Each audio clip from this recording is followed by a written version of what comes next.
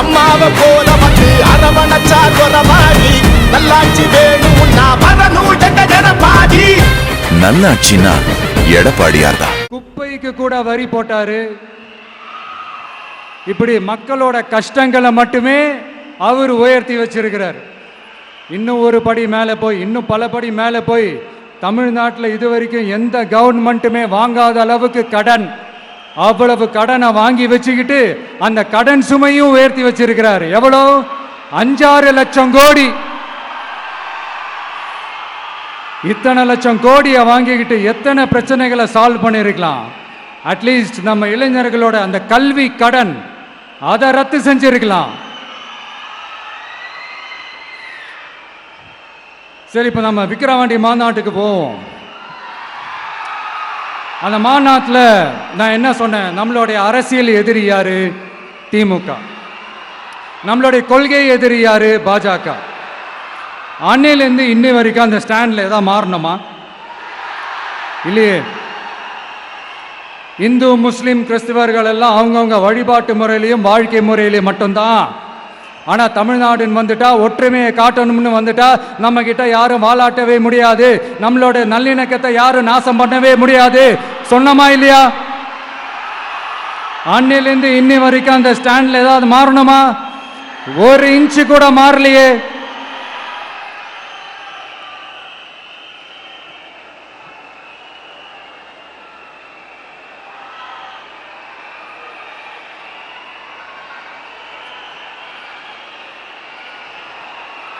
ஒரு இன்ச்சு கூட மாறலையே. மதச்சார்பற்ற சமூக நீதி கொள்கை தானே நம்மளுடைய கொள்கை. அதுலேருந்து மாறவே போறதில்லை. 100% நீங்க உங்க விஜய இந்த விஷயத்துல நீங்க நம்பலாம். இந்து முஸ்லிம் கிறிஸ்தவர்களுக்கான ஆளா தான் இந்த விஜய் எப்பவுமே இருப்பான். எம்மதமும் நம் மதம் அப்படின்ற அந்த ஒரிஜினல் முகம் தான் இந்த விஜயினுடைய முகம். இன்னொன்னு என்ன சொன்னோம்? A lion is always a lion.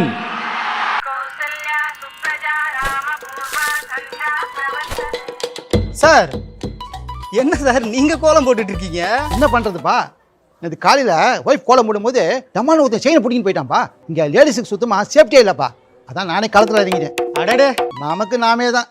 ஓ, நமக்கு நாமே திட்டமா? Super sir. தமிழ்நாடு மீண்டும் அமைதி பூங்காவாக மாறிட வாக்களிப்பீர் இரட்டை இலைக்கே. சிங்கம் தனியா வந்தாலும் தண்ணி காட்டிடும். இது சும்மா மொரட்டு கான்ஃபரன்ஸ்லாம் சொல்லல.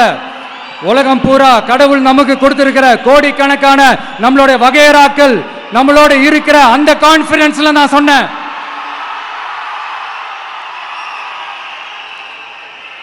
அதனால இந்த விஜய் ஒன்னு சொன்னானா அதுல இருந்து மாறவே மாட்டான். சும்மா இந்த ஸ்டாலின் சார் மாதிரி எல்லாம் கிடையாது.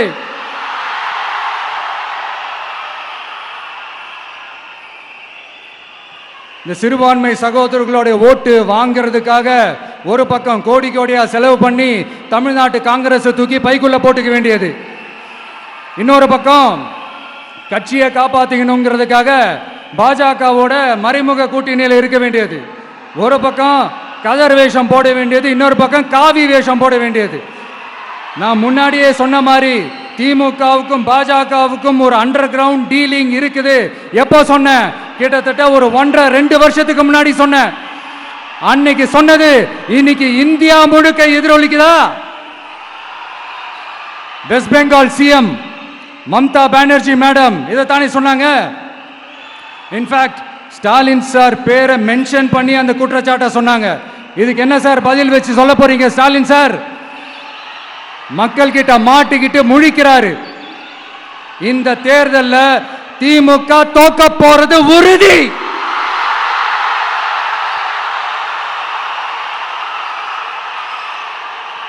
தோத்துட்டு அந்த ஆஃப்டர் எலெக்ஷன்ஸ் அந்த எஃபெக்ட் என்னவா இருக்கும்னு இப்பவே சொல்றேன்.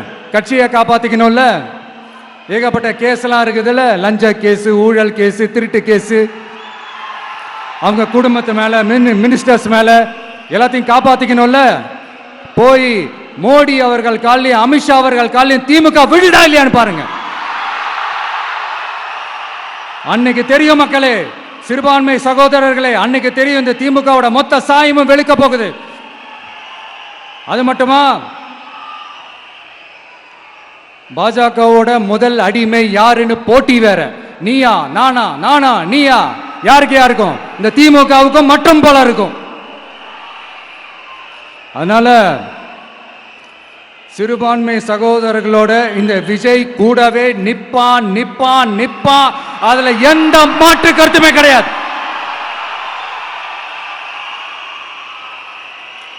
வாக்களிப்பீர் உதயசூரியன்.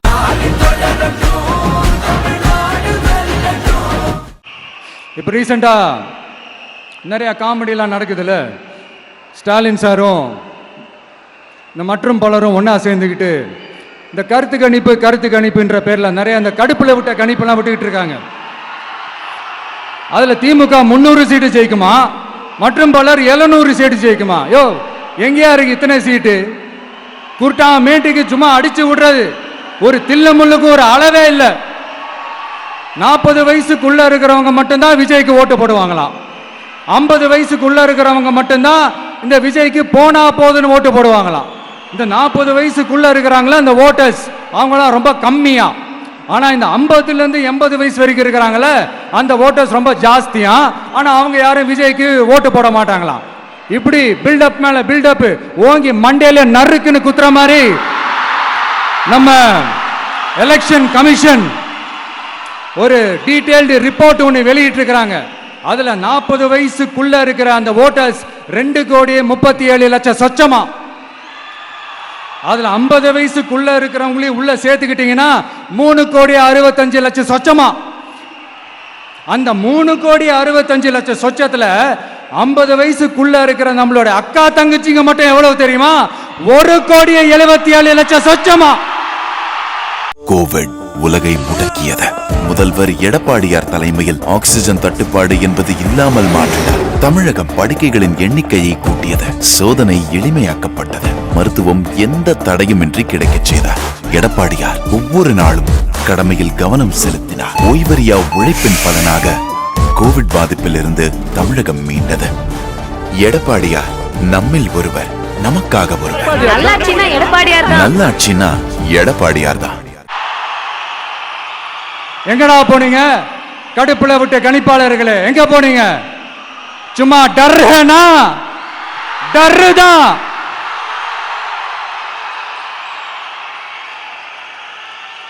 இந்த கடுப்புல விட்ட கணிப்பாளர்களுக்கு ஒரே ஒரு கேள்வி. இந்த 60 வயசு மேல இருக்கிறவங்க, இந்த 70-80 வயசுல இருக்கிற என்னுடைய அம்மா, பாட்டி, அப்பா, தாத்தா, இவங்க எல்லாரும் நம்ம வீட்டு புள்ள விஜய், நம்ம வீட்டு புள்ள விஜி அப்படின்னு சொல்றதெல்லாம் உங்க காதுல விழலையோ? இந்த உண்மையெல்லாம் வெளியில சொல்லிராதன்ட்டு 2 பேரும் நல்லா கவனிச்சு அமிச்சாங்களோ? அதனால இந்த கருத்து கணிப்பு, கடுப்புல விட்ட கணிப்பு, என்ன விட்டாலும் திமுகவும் இந்த மற்ற பலரும் மண்ண கவ்வ போறது உறுதி. அவங்களோட இந்த ஆட்சி கனவு, லஞ்ச கனவு, ஊழல் கனவு, கொள்ளையடிக்கிற கனவு எல்லாம் கதம் தான். இப்போ ரீசெண்டா பாண்டிச்சேரி எலெக்ஷன்ல, அந்த எலெக்ஷன் டேல கிட்டத்தட்ட 90% மேல போலிங் ஆயிருக்குது. விட்டா 100% ஆயிருக்கும் போல் இருக்கு. அதே மாதிரி போலிங் நம்ம தமிழ்நாட்டில் நடக்குதா இல்லையான்னு பாருங்க. அதனால மக்களே, உங்க எல்லாரையும் கையெடுத்து கும்பிட்டு கேட்கிறேன், பூத்துக்கு போய் ஸ்டாலின் சார் கிட்ட இருந்து நம்ம தமிழ்நாட்டை காப்பாத்தி ஆகணும், நம்ம ஜனநாயகத்தை காப்பாத்தி ஆகணும். என்ன பிஸியா இருந்தாலும், என்ன வேலையா இருந்தாலும், என்ன வெளியூர்ல இருந்தாலும், எந்த பூத்துல உங்களுடைய ஓட்டு இருக்குதோ அங்க வந்து தயவு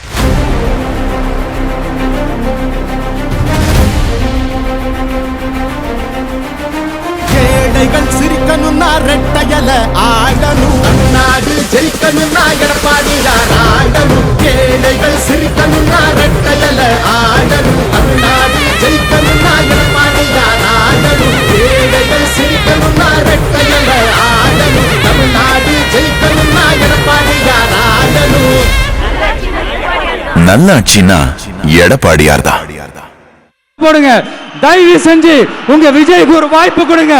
இந்த நேரத்துல வெளிநாட்டுல இருந்து பணம் செலவு பண்ணி பிளைட் டிக்கெட் புக் பண்ணி இங்க வந்து ஓட்டு போட வந்த நம்மளுடைய நண்பிகள் உங்கள் அனைவருக்கும் இந்த நேரத்தில் என்னுடைய நன்றியை தெரிவிச்சுக்கிறேன்.